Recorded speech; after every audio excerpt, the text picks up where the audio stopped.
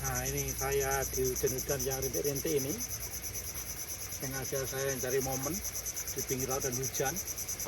Saya mau sharing tentang perjalanan panggilan saya. Saya kira pengambilan video ini pun juga bukan secara kebetulan. Mungkin ini ya tadi ya panas, tapi tiba-tiba hujan, saya kira pas saja. Ya. Saya tumbuh dalam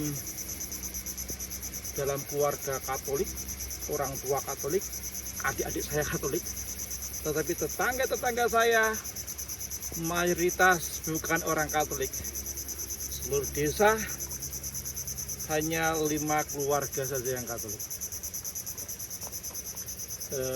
Tapi syukur pada Tuhan bahwa saya boleh mengalami dalam hidup saya tumbuh dalam sebuah keluarga di mana saya berada di tengah-tengah yang bukan mayoritas orang Katolik, tapi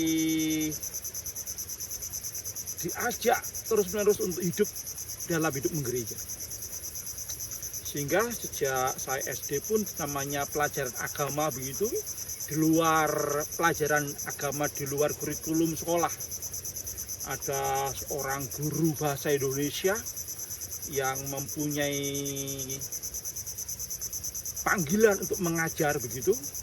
Mereka mengumpulkan anak-anak beberapa desa, lalu setiap hari Rabu sore kami diajak untuk berkumpul di sebuah keluarga di desa lain, di luar dari desa saya, dan juga luar dari keluarga desa dari guru itu dikumpulkan, lalu kami belajar agama. Itu luar biasa.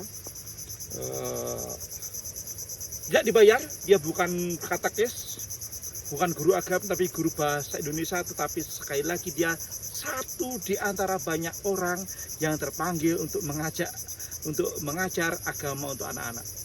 Pada zaman saya masih ada, dan sekarang ini saya yakin sekarang pun di tempat saya masih ada orang-orang yang seperti itu. Ya, bukan tidak punya latar belakang katekis atau guru agama, tetapi pengalaman iman mereka mau mengajak anak-anak untuk belajar agama. Sehingga pada waktu memang tidak ada saingan berat, yang namanya Spartmut apapun game-game begitu ya, sehingga saingannya paling ya mainan anak-anak pada waktu itu. Sehingga tiap hari Rabu sore begitu kami berkumpul bersama untuk belajar agama. Walaupun waktu beliau mengajar ngerti atau tidaknya menggerakkan hati saya untuk ikut pelajaran agama bersama teman-teman, bersama adik-adik juga tentu saja, dan tentu juga didorong oleh keluarga untuk mengingatkan kembali hari ini ada pelajaran agama. Kelas 3 SD saya pun juga sudah ikut misioner, bahkan sudah 3 SD itu seingat saya sudah terima komuni pertama. Sudah terima komuni pertama ya. Kelas 4 SD saya sudah terima krisma. Saudara bisa bayangkan pada waktu itu situasinya seperti apa, dan keterlibatan bagaimana saya juga hidup menggereja sudah tumbuh sebenarnya di saat-saat seperti itu. Sehingga SD sampai SMA saya pun sudah terlibat dalam hidup menggereja, tetapi juga kemasyarakatan juga ikut, seperti hanya pramuka gitu ya, kegiatan pramuka begitu saya ikut, bahkan di sekolahan SD ikut, di sebuah ada namanya pabrik tembakau itu, mereka juga mengadakan kegiatan pramuka setiap hari Sabtu. Saya pun juga ikut terlibat di hidup kepramukaan di situ, sehingga hidup kemah, masak-masak untuk bertahan hidup itu sudah tumbuh di situ ya. Bermain, bagaimana bermain bersama, lalu bagaimana memenangkan sebuah permainan, itu pun juga bagaimana bekerja sama, itu pun juga sudah tumbuh dalam banyak hal sejak saya SD.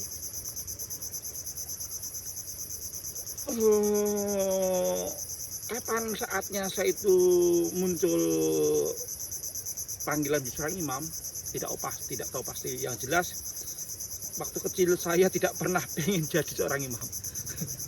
Walaupun saya aktif di dunia gereja misjinar, bahkan ikut Mudika atau sekarang OMK itu ya, tidak terpikirkan untuk jadi seorang imam. Tidak.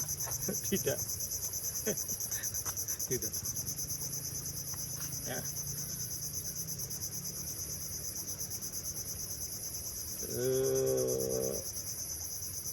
Yang menggerakkan saya adalah, saya tidak tahu persis, tapi ini momennya adalah ketika suatu ketika ada kunjungan seorang frater.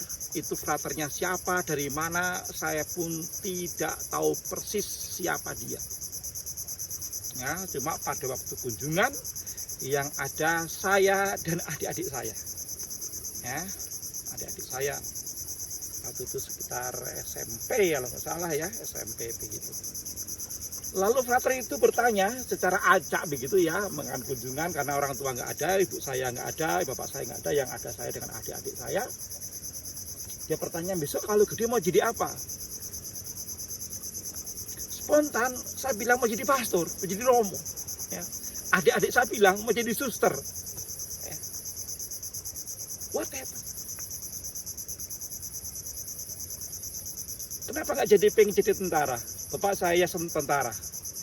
Oh mungkin karena kurang apa nih? Oh mungkin ya saya mungkin kurang ganteng gitu, jadi nggak mungkin diterima jadi tentara ya.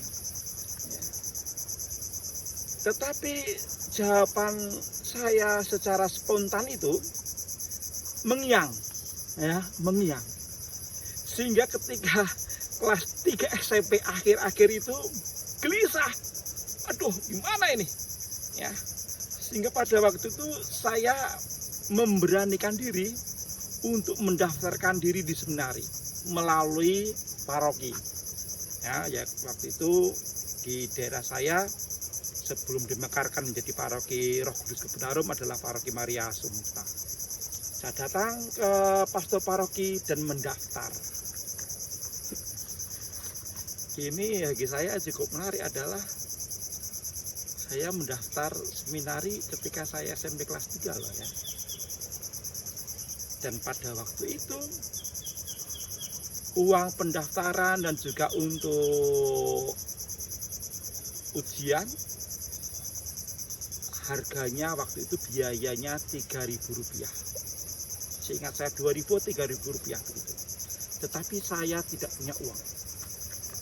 Dan saya tidak pernah mengatakan ini pada orang tua saya, tidak pernah mengatakan ini pada siapapun, kecuali bersama teman saya, di mana saya dan teman saya dua-duanya juga tidak ikut, akhirnya tidak ikut masuk seminari di waktu SMP ya. Karena pada waktu ujian saya tidak datang karena apa? Tidak mempunyai uang Rp3.000 untuk biaya pendaftaran dan juga biaya untuk ujian.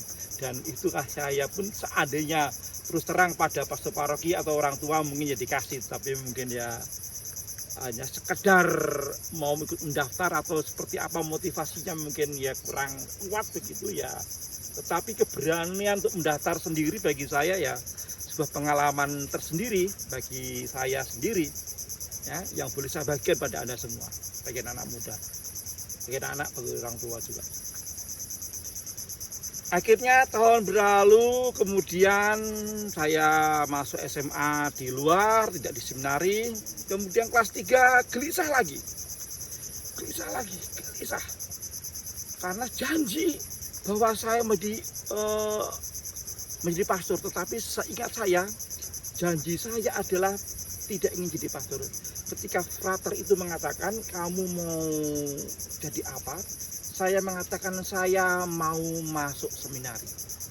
Seandainya saya masuk seminari, diterima atau tidak diterima, sebenarnya sah. Saya tidak punya hutang apapun pada frater itu, di mana saya menjawab saya mau masuk seminari. Ya. Tapi ketika kelas 3 SMA mengalami sebuah kegelisahan, akhirnya mendaftar lagi. mendaftar lagi tanpa sepengetahuan orang tua lagi. Yaitu tahun 87 akhir. Ya, sekitar bulan November, ya sekitar November gitu ya, atau Desember. Lalu ikutlah saya masuk seminari Mertayudan, yang waktu itu karena kebodohan saya hanya yang saya tahu seminari hanya Mertayudan, padahal masih banyak seminari. Akhirnya saya mendaftar, ya nggak tahu waktu itu biaya pendaftarnya seperti apa, saya tidak tahu persis, tetapi saya mendaftar. Kemudian setelah saya mendaftar,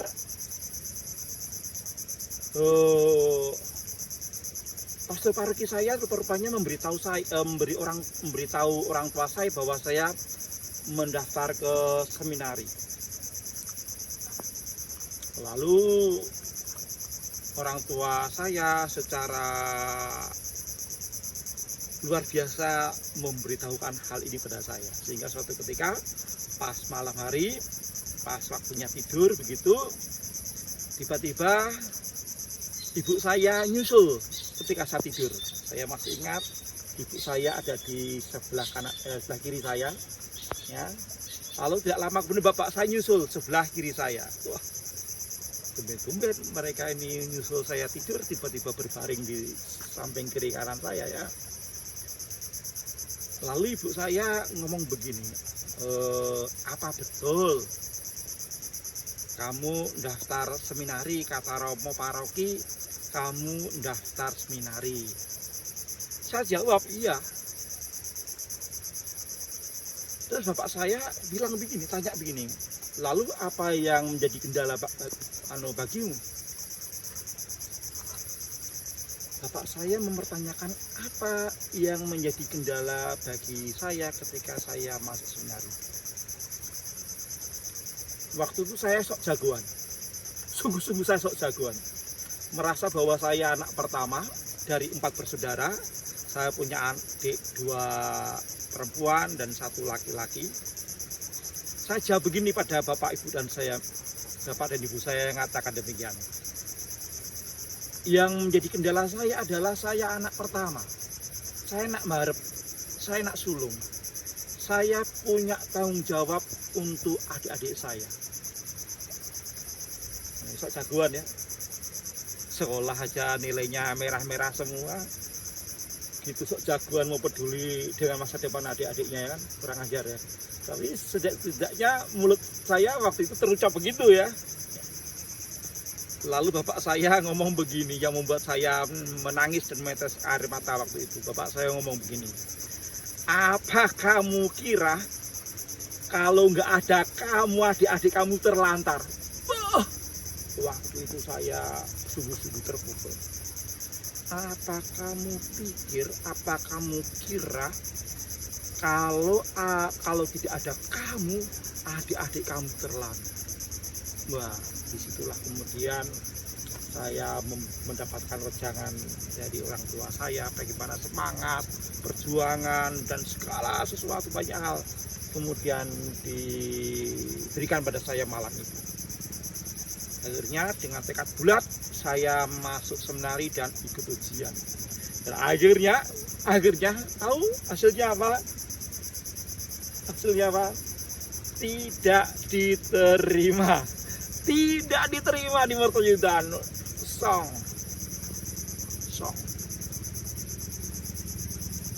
Nah, itu saya dapatkan jawaban itu ketika saya diundang ke paroki untuk mendapatkan jawaban dari seminari Mertayudan. Ya, waktu itu belum ada internet yang sekarang ini bisa dibuka, gitu ya. Harus ke paroki naik sepeda, ya, naik sepeda. Nah, itu Bapak pastor paroki memberitahu bahwa saya tidak terima di Mertayudan. Lalu saya iseng-iseng tanya pada beliau, Romo, kenapa saya nggak terima di Mertayudan? Jawabannya sangat-sangat sederhana, sangat sederhana, dan itu membuat saya hari ini sampai hari ini pun saya mempunyai kesulitan hal itu. Beliau mengatakan, Riz, seandainya ujian kemarin, tes masuk kemarin, nilai bahasa Inggrismu itu dapat 4 saja, kamu diterima. Gila, wawancara 4 guru lolos, yang lain-lainnya lolos, hanya tinggal bahasa Inggris yang tidak mencapai nilai 4.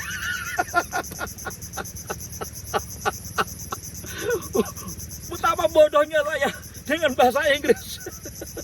Dan ini sampai hari ini, peristiwa ini saya kalau ngomong begini menjadi bahan tertawaan bagi teman-teman saya, umat saya. Ternyata saya begitu bodoh dengan bahasa Inggris ya, tapi sudahlah.